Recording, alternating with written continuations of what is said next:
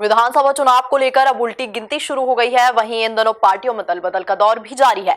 इन सबके बीच कुक्षी विधानसभा के निसरपुर ब्लॉक में आमजनों से जुड़े मुद्दों और समस्याओं को लेकर एमपी न्यूज संवाददाता उपेंद्र कुमावत ने चाय की चौपाल पर दोनों राजनीतिक दलों के कार्यकर्ताओं से बातचीत की और स्थानीय मुद्दों को जाना। देखिए ये रिपोर्ट। प्रमुख राजनीतिक दलों ने अपने अपने प्रत्याशियों की घोषणा कर दी है और प्रत्याशी अपनी अपनी रणभूमि का मैदान तैयार करने में लगे हैं और उसी को लेकर हर जनमानस में एक आम चर्चा होती है और ख़ास करके जो चर्चा होती है वो कहीं ना कहीं बाज़ार में चाय की टपरी पर ऐसी विशेष चर्चाएं होती है। आज हम निसरपुर, जो कि धार जिले की सबसे बड़ी पंचायत है, आज हम निसरपुर में ये आम जन से जानना चाहेंगे जनता का क्या है मूड। आज हमने एक विशेष कार्यक्रम के तहत विधानसभा चुनाव की चर्चा चाय की चौपाल पर का आयोजन किया है। हमारे बीच में ये जो भी जनप्रतिनिधि हैं, जो भी यहाँ के निसरपुर के निवासी हैं, हम इन सभी से यहाँ के निसरपुर के लोकल मुद्दे क्या रहेंगे चुनाव में, उन सभी को लेकर इनसे चर्चा करेंगे। हमारे बीच में यहाँ पर वरिष्ठ समाज सेवी भी हैं और कहीं ना कहीं राजनीतिक दल से संबंध भी रखते हैं। प्रदीप भाई हैं, हम इनसे जानना चाहेंगे कि इस विधानसभा चुनाव में कुक्षी विधानसभा के लिए जनता का क्या रहेगा मूड और क्या जनता के मुद्दे रहेंगे। पिछले 3.5 वर्ष से भारतीय जनता पार्टी की सरकार है। इससे पूर्व कांग्रेस की सरकार थी और हमारे जो वर्तमान में प्रत्याशी है माननीय सुरेंद्र सिंह हनी जी बघेल, उनके द्वारा 15 माह में जो कार्य पुनर्वास में किए गए थे, उसके बाद पुनर्वास में कोई भी कार्य भारतीय जनता पार्टी नहीं करवा पाई है। हमें ऐसा प्रत्याशी चाहिए जो पुनर्वास के अधूरे कार्यों को पूरा करे। साथ ही एक बहुत बड़ी आवश्यकता है निसरपुर की आबादी के हिसाब से कृषि उपमंडी की, वह भी अभी तक कहीं ना कहीं फाइलों में ही गुम है। तो हम उम्मीद करेंगे कि अगला जो भी हमारा प्रत्याशी रहेगा वे हमारी यह मुख्य समस्याएं दूर करेगा। बाकी और भी समस्याएं हैं, खासकर पानी की समस्या है, जिसमें पूरे बड़ा निसरपुर बहुत बड़ा है और 15 किलोमीटर दूर से आ रहा है। उसका भी एक स्थायी समाधान यहाँ के प्रत्याशियों को खोजना पड़ेगा। यहाँ पर लगभग एक दशक से कांग्रेस के विधायक सुरेंद्र सिंह हनी बघेल है। 15 महीने की सरकार में कैबिनेट मंत्री रहे एनवीडीए विभाग के। हम इनसे जानना चाहेंगे कि वो क्या समस्याएं रही कि 15 महीने की शासनकाल, जो कि दोनों जगह यहाँ पर विधायक भी कांग्रेस का था, सरकार भी कांग्रेस की थी, लेकिन जो यहाँ की ज्वलंत समस्या है डूब क्षेत्र से संबंधित, उन 15 महीनों में समस्याओं को पूर्णतः समाप्त क्यों नहीं कर दिया गया। सबसे पहली बात यह है कि उन्हें अल्प समय मिला था, मात्र 15 माह उन्हें मिला और उसमें उन्होंने काफ़ी कुछ विकास कार्य किए हैं। अगर हम पुनर्वास पैकेज की बात करें तो 5,80,000 का जो पैकेज है उसमें 500 से अधिक प्रभावितों को उन्होंने 5,80,000 की राशि दिलवाई है और जाते जाते अभी भी 700 की जो लिस्ट है वो पेंडिंग हुई बची है और इसी बीच सरकार बदल गई। उसके साथ ही उन्होंने इस क्षेत्र को 2700 करोड़ की डही माइक्रो उद्वन सिंचाई योजना और 2300 करोड़ की कुक्षी सिंचाई योजना दी है, जो कि क्षेत्र के लिए हमें बहुत बड़ी उपलब्धि। मुद्दा उठा है विधायक निधि, जो कि 10 वर्षों में 20 करोड़ और उससे अधिक होती है, उस विधायक निधि का उपयोग निसरपुर क्षेत्र में कहीं पर भी किसी प्रकार से नहीं किया जा रहा है, ये इनका आरोप है। ये बात इनकी आधी अधूरी हमें लगती है, क्योंकि निसरपुर क्षेत्र में ही काफ़ी विकास कार्य उन्होंने विधायक निधि से करवाया। अभी 4 दिन पहले, अगर मेरे साथियों को भी जानकारी होगी कि जो गेवीनाथ मठ है और कनक बिहारी आश्रम है, यहाँ पर डीपी का जो ट्रांसफार्मर की एक सख्त आवश्यकता थी दोनों जगह, वहाँ पर विधायक महोदय ने दिए। और सबसे बड़ी जो सौगात की अगर हम बात करें तो एक मेघनाथ घाट है, वहाँ पर 2 करोड़ से अधिक के विकास कार्य उनके ही कार्यकाल में स्वीकृत हुए हैं। और जहाँ जहाँ जरूरत लगती है विकास निधि की वहाँ क्योंकि ये निसरपुर एनवीडीए के अधीन है, तो जहाँ तक हमें लगता है तो हम एनवीडीए के जो भी राशि आती है उसका सदुपयोग करते हैं। उसके बावजूद भी जहाँ जरूरत रही विधायक महोदय ने अपना विधायक निधि से कार्य किया।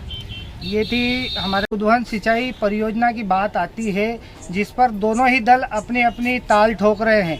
2 उद्वन परियोजना है जिसको लेकर कांग्रेस विधायक सुरेंद्र सिंह हनी बघेल कहते हैं कि वो उनके द्वारा लाई गई है और मुख्यमंत्री यहाँ आकर उन्हीं परियोजनाओं का उद्घाटन करते हैं। तो इसमें क्या है, इसकी पारदर्शिता क्या है? देखो, कोई भी चीज को स्वीकृत करना वो एक अलग बात है, लेकिन उसको जमीन पे उसको मूर्त रूप देना, हम मानते हैं कि सुरेंद्र सिंह हनी बघेल के द्वारा उस परियोजना को स्वीकृत किया था, लेकिन स्वीकृत करने के 8 से 10 महीने तक भी उसका कार्य नहीं चालू हुआ। फिर से मध्य प्रदेश में माननीय शिवराज सिंह चौहान की सरकार आई और उन्होंने फिर से उसका भूमि पूजन करके उन्होंने कार्य चालू किया है, जो आज कार्य वर्तमान में चालू हो रहा है। तो केवल स्वीकृति करना विशेष नहीं होता है, उस कार्य को जमीन पे चलाना और उस कार्य से जनता को लाभ पहुंचाना, ये कार्य माननीय मुख्यमंत्री शिवराज सिंह चौहान ने किया है। आप यहाँ पर मध्य प्रदेश के अंदर जो कुक्षी विधानसभा है, हम यहाँ पर कांग्रेस के विचारधारा के लोग बैठे हैं, हम इनसे फिर से चर्चा करेंगे कि 18 वर्षों में इस विधानसभा और निसरपुर ब्लॉक की कौन सी ऐसी आशाएं और आकांक्षाएं बाकी रह गई है जिसको लेकर यहाँ पर परिवर्तन की बात की जा रही है। सबसे पहले तो हमारे निसरपुर एवं नर्मदा घाटी के डूब क्षेत्र में सबसे बड़ा मुद्दा तो पुनर्वास एवं डूब का है। लोगों को अभी तक अनुदान राशि 5,80,000 की क्यों नहीं मिली।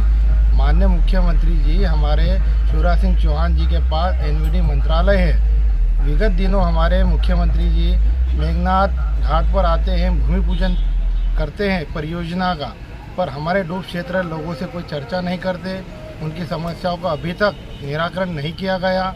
अब आषाढ़ संहिता लग गई तो 18 वर्ष पूर्व और अभी के सरकार गिरने के 3.5 वर्ष तक ये अभी तक समस्या क्यों है पुनर्वास की?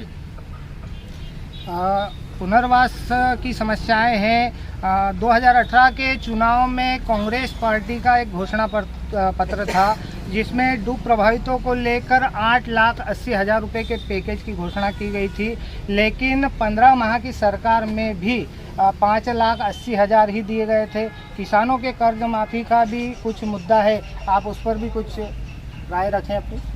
जहाँ तक पुनर्वास के अतिरिक्त किसानों के कर्ज माफ़ी की बात है, तो मैं आपको ये संज्ञान में लाना चाहता हूँ कि सिर्फ निसरपुर की जो सोसाइटी है उसमें 3,25,00,000 के आसपास निसरपुर और आसपास के पूरे सोसाइटी क्षेत्र के लोगों का कर्ज माफ माननीय कमलनाथ जी सरकार ने किया है, जिसमें करीब 725 लोगों को इसका लाभ मिला है, जिसमें हमारे साथी भी है और कई हमारे साथ में जो बैठे उन साथियों का भी खुद का कर्ज माफ़ हुआ है। इसमें कोई दो राय नहीं है।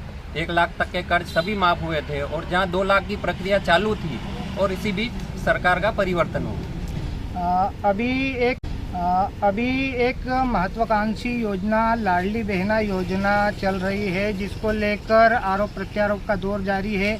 अभी माननीय मुख्यमंत्री जी का एक बयान वायरल हो रहा था जिसमें उन्होंने कहा था कि हम लाडली बहनाओं को चुपके से एक राशि इस बार आचार संहिता के कारण डालेंगे, क्योंकि वो योजना धरातल पर चल रही है, जिसको लेकर कांग्रेस कई तरह के सवाल खड़े करती है। इस पर आप क्या कहेंगे?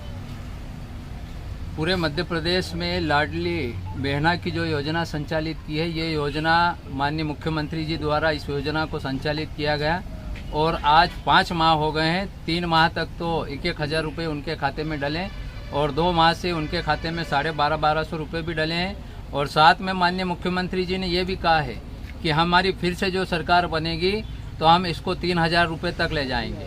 माताएं बहनों को जो ये राशि देना, हमारा राशि देने का उद्देश्य नहीं है। हमारा उद्देश्य है कि हमारी जो माताएं बहनें हैं उनको समाज में सशक्त बनाना, उनका सम्मान बना रहे, इसलिए ये योजना चालू की है। और जिसका आज निसरपुर प्रॉपर में 2023 ऐसी माताएं बहनें हैं जिनको लाडली बहनाओं का लाभ प्राप्त हो रहा है। साथ में ही माननीय मुख्यमंत्री जी ने लाडली बहना आवास योजना भी अभी संचालित की, जिसके भी हमने फॉर्म भरे। 2025 फार्म वो आज ग्राम पंचायत निसरपुर में वो भी भरा है। उसी के साथ मैं कहना चाहता हूं कि मध्य प्रदेश में माननीय मुख्यमंत्री जी सतत महिलाओं के उद्धार के लिए कार्य कर रहे हैं। अभी जो राशि डलना है उस राशि की बात यह है कि जो लाडली बहना है ये गजट नोटिफिकेशन में पास हुई है और ये कानून बना हुआ है, इसको कोई भी इसको रोक नहीं सकता। 5 साल के लिए कानून है और 5 साल तक हमारी माताएं बहनों के खाते में ये राशि डलेगी। पर कुछ कांग्रेसी लोग, या जैसे अभी हमने देखा है कि माननीय मुख्यमंत्री जी ने कहा और मैंने भी व्हाट्सएप और फेसबुक के माध्यम से देखा कि कुछ कांग्रेसी लोग इसका विरोध कर रहे हैं। विरोध इसलिए कर रहे हैं कि अगर इन बहनों को अगर वो राशि डलती है तो वो भारतीय जनता पार्टी को वोट करेगी। हाँ, ऐसा कुछ नहीं है। जिसको जहाँ वोट देना वो वहीं। प्रथम व्यक्ति सरपंच अंतिम पटेल है। हम इनसे भी जानना चाहेंगे कि भारतीय जनता पार्टी की सरकार पिछले 18 वर्षों से मध्य प्रदेश में शासन कर रही है। एक बात यह है कि यहाँ पर कुक्षी में विधायक नहीं होने से क्या मध्य प्रदेश सरकार ने जो बचे काम हैं, डूब प्रभावितों की जो समस्याएं, इस कारण से रोक रखे थे? ऐसा नहीं है। निरंतर प्रदेश के मुख्यमंत्री माननीय शिवराज सिंह जी चौहान और जो हमारे भारतीय जनता पार्टी के जो प्रत्याशी है वर्तमान में अभी जयदीप जी पटेल, हम सभी इन डूब संबंधित समस्याओं के लिए निरंतर प्रयासरत रहे। ये जो पुनर्वास की जो समस्या है, आज आपने देख रहे हैं कि निसरपुर इतना बड़ा जो बसा हुआ है, इस निसरपुर में आपको एक भी कच्चा मकान नहीं दिखेगा। ये कच्चा मकान इसलिए नहीं दिखेगा कि माननीय मुख्यमंत्री जी की जो पुनर्वास पैकेज 5 लाख जो 80,000 की जो घोषणा थी, उस घोषणा के अनुसार आज जिन जिन भी व्यक्तियों को 5,80,000 मिले हैं, आज सब उनके पक्के मकान हैं। सबसे बड़ी बात तो ये है कि आप हम सभी यहाँ पर निवास करते हैं। कोटेश्वर हमारा पास का गांव, एक गांव है।